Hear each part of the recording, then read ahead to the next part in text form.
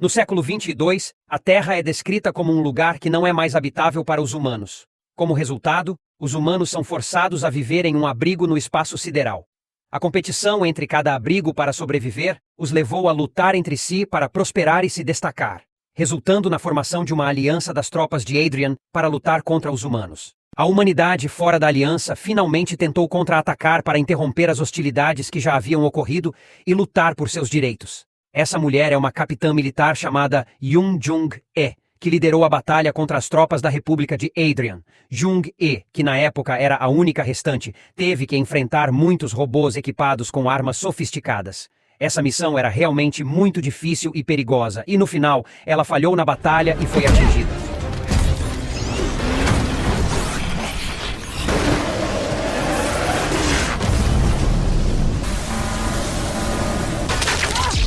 Surpreendentemente, descobriu-se que o que tinha sido visto era uma simulação realizada pelo IA, construído com referência à Capitã Jung-e.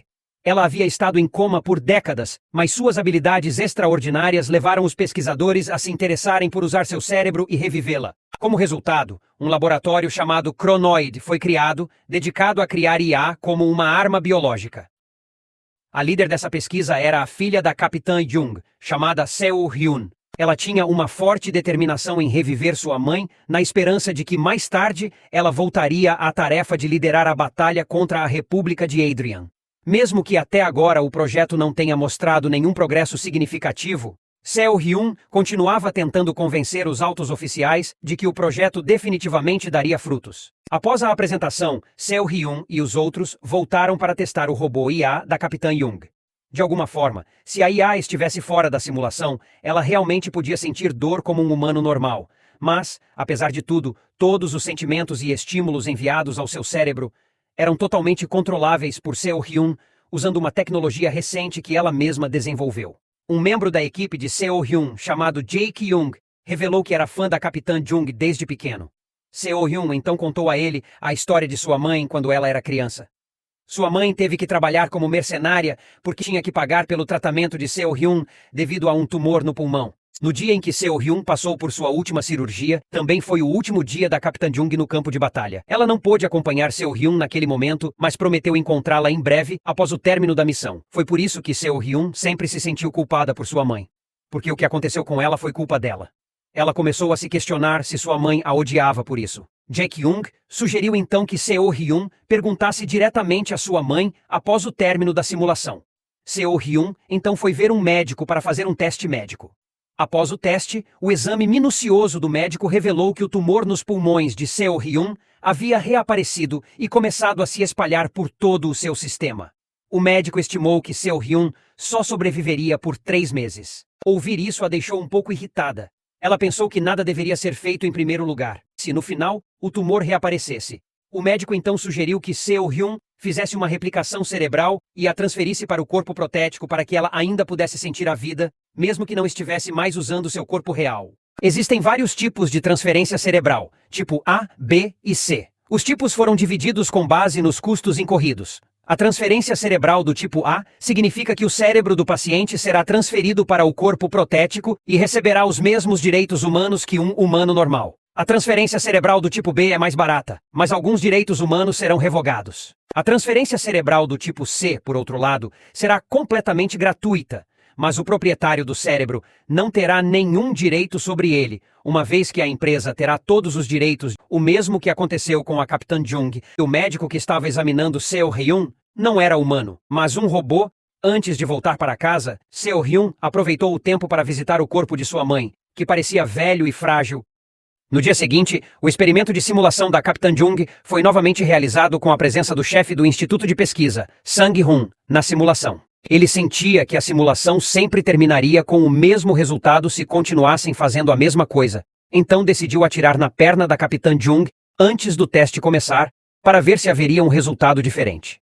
Inesperadamente, isso ativou uma das áreas cerebrais da Capitã Jung. onde essa área nunca havia sido ativa antes. Sang-hun pensou que isso era um bom sinal, pois finalmente obtiveram um resultado diferente do anterior. Após o teste, Sang-hun, Seo-hyun e os outros foram para a sede da Cronoid para relatar isso ao presidente, mas infelizmente naquele dia o presidente não pôde encontrá-los. Então eles foram falar com a diretora de desenvolvimento de produtos, disse que a empresa limitaria o desenvolvimento de armas biológicas, o que significava que o experimento IA da Capitã Jung seria interrompido. Como resultado, Sang-hun e Seo-hyun se encontram diretamente com o presidente para garantir que a informação estava correta.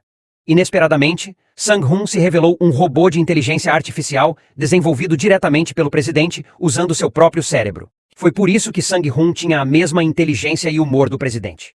Ele foi feito para ser seu confidente e representá-lo. O presidente acabou confirmando o que Lee Se-yeon disse antes.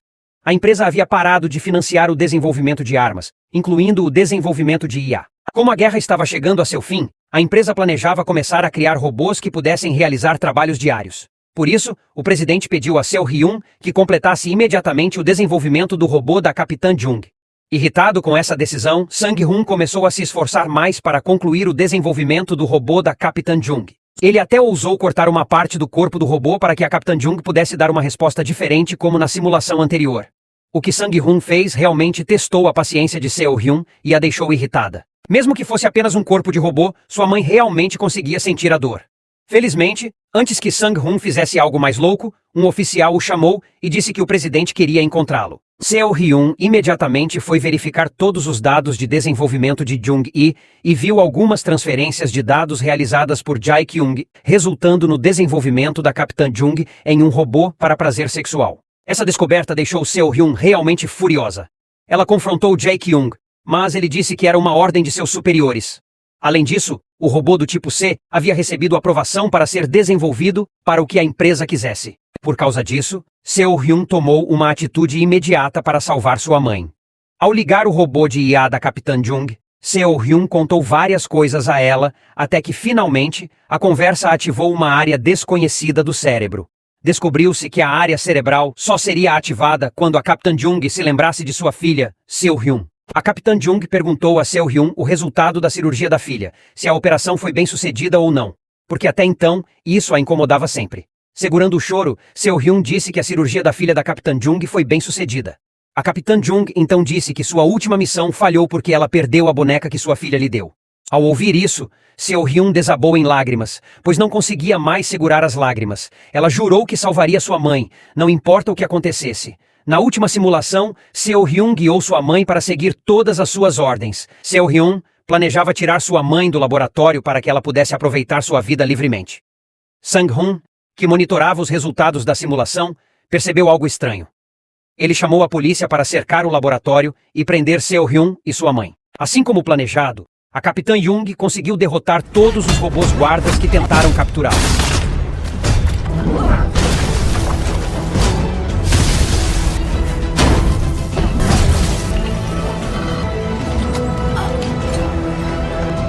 Depois disso, Seo-hyun conseguiu enganar a polícia, transferindo o cérebro de sua mãe para o corpo do robô guarda. Ao entrar no trem que as levaria para fora das instalações, Seo-hyun e sua mãe foram interceptadas repentinamente por Sang-hun. Sang-hun atirou rapidamente no ombro de Seo-hyun. Isso imediatamente desencadeou uma luta entre Sang-hun e a Capitã Jung.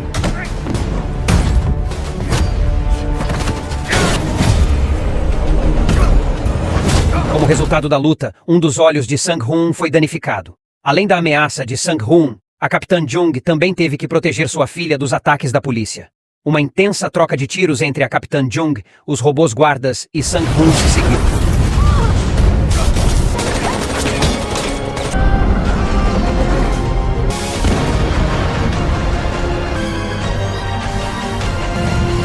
Após uma luta tão longa, Seo-hyun e sua mãe finalmente conseguiram vencer todos os robôs e Sang-hun. Ao olhar para a situação e considerando que ela não poderia continuar, Seo-hyun pediu a sua mãe para sair imediatamente. Ela queria que sua mãe pudesse aproveitar a vida livremente, enquanto ela mesma permaneceria ali para deter os robôs guardas. Além do mais, sua vida não duraria muito mesmo, então ela não se importava se tivesse que se sacrificar por sua mãe. Depois de se abraçarem pela última vez, finalmente se separaram. A Capitã Jung fugiu para nunca mais ser encontrada pelos guardas.